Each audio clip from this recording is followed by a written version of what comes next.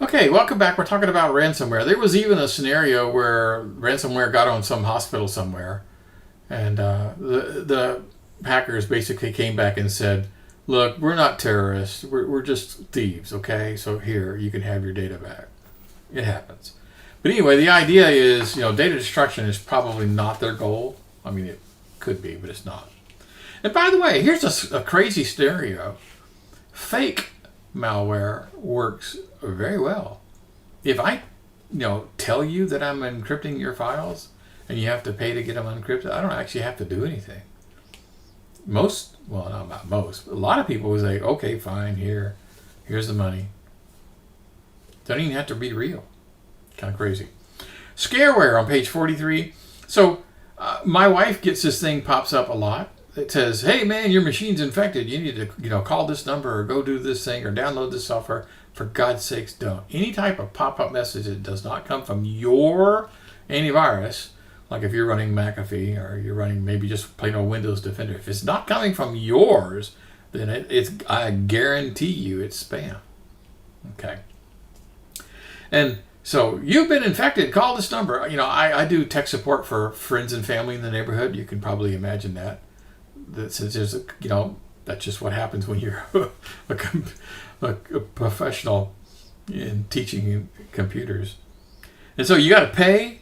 And here's the thing: if you do call the number, they're going to say, "Oh, well, download this software; it'll solve the problem." No, it's the exact opposite. You call that number, they're going to download malware. You didn't have malware before; they just tricked you into thinking you did. But when you go for their solution, that's where you get the malware. Now, how insidious is that? You call, your grandma and you get this scary thing with alarms blaring. Call this number. So you do. And they say, go to this website and download this thing. And you do. You are doing the infecting. All they did was scare you. Man. Anyway, so let that sink in a minute. You have to pay money to install malware on your machine to fix a problem that does not exist. Ouch, that's tough. Now, okay, I will confess some of these things are not necessarily harmful, but most of them would be. And FakeWare on page 44, there was, I have seen this, not very often, but I have still seen this saying, hey, your Flash player is out of date. Flash player? I haven't used a Flash player in 10 years. Why the heck would I care about a Flash player? But I have still seen this occasionally. Yes. So they're saying, oh my God, you need to update this. No, thank you for your advice. I am not going to update your stupid thing because I know darn well it's not real. So FakeWare. And then GreyWare, page 45, by the way, has nothing to do with my name. Okay. So these are just joke things. We had one where, it would flip the screen upside down. I had one where, back in the Unix days when you did an awful lot of things on the command line, I had one that would, in fact, I even wrote it, that would curse at the user. Okay. One of the ones I think is kind of cool is the mouse jiggler. You can get one of these little, just like the little keylogger thing. You can put this thing, unplug the mouse, plug this thing in and plug it back in. And then just every once in a while, the mouse just moves. It's like, whoa, what happened? I'm typing on a Word document, all of a sudden I'm typing up here and I think, hey, what happened? Okay, those are mostly harmless, but hey, they were fun. Back in the day, I used to do this kind of stuff. I thought it was hilarious. I don't do that now. Okay. And then hack tools. Now, this is a strange topic because let's say someone suspected you of being a malware writer or doing something wrong. And they came, FBI came and inspected your machine and found all sorts of hack tools. All the tools that we're going to be installing. I mean, we're going to be installing a dozen or so very dangerous tools that are designed to analyze malware, but it also could be used to make malware. Okay. So, does the presence of these tools alone, is that like probable cause for a search warrant? No, not really.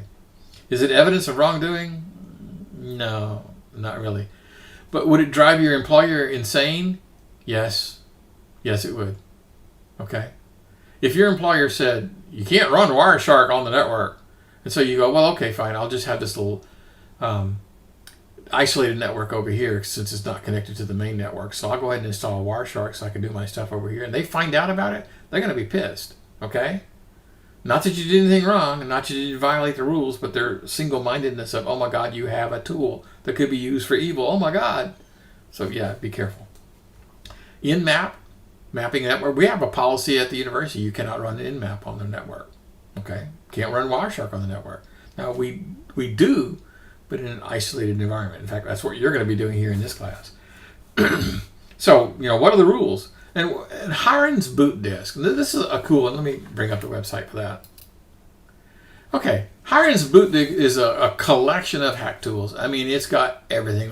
You boot the machine up on an ISO or a CD image, an ISO, and it has all sorts of stuff. And it's got, things to help you fix malware, things to make malware. Most of it is healthy. Most of it. The problem is they're kind of skirting on the legality ethical issue. Legally, they're probably okay. Ethically, probably not. For example, they'll include a trial version of Acronis, for example. I love Acronis. We'll talk about it later. A trial version of Acronis that you could use to back up a system or something. Now, is that illegal? No. Is it unethical? Yeah, because I'm running their software without any intention whatsoever of paying for it. Okay, trialware is intended to be like advertisement. It's supposed to be, okay, you like it, now you have to pay. So if you skip that step, yeah, you're kind of violating ethics. Anyway, adware and spyware. Adware used to be a big thing where advertisements would put little things in there to track you. We're going to be talking about tracking cookies in another session. And the idea is that they know where you went. And then spyware. I mean, for example, the story I love to tell is I have a gazillion different email accounts, but one of them is a Google Mail, Gmail. And my sister sent me an email, talked about her dog having hemorrhoids. And I thought it was hilarious. It's not. Hemorrhoids is not fun to laugh at, but that's not the point. So I sent a note back saying, hemorrhoids? I didn't even know dogs could get hemorrhoids. And I mean, within 15 seconds, I had an ad for Preparation H. I went, wow. Somebody's looking at the metadata on my email that I just sent that had hemorrhoids in the subject. Yeah. Wow. Did I appreciate that? Hell no, I didn't appreciate that. Okay. And then the Rootkit, not in the book, but rootkits are kind of strange. So Rootkit is a very technical discussion, so I probably shouldn't go into too much detail. But what happened is, if I can infect Windows and alter the way Windows works. Windows works like on I'm going to use the word stack. We make a call to an operating system, and then it makes a call to a Windows library, makes a call to another DLL, and then makes a call to something else and does its thing. So if I know enough about how Windows will work, I can go in and slide something in between these layers, okay, a new thing in between that will deliberately hide things. You know how when we did DIR, I go here and I type DIR, right? What if I could insert something in the operating system that said every time you do DIR, when you see the favorites folder, I do not want you to show it. So when you DIR, it would not contain all 15 directories. It'll only contain 14. Ooh, wouldn't that be diabolical? Because that way I could put a folder in here called, malicious files, and put all sorts of malware in there. And every time you did a DIR, it would never see it. Not just a DIR. It's so deep into the system that your own virus scanner won't be able to see it.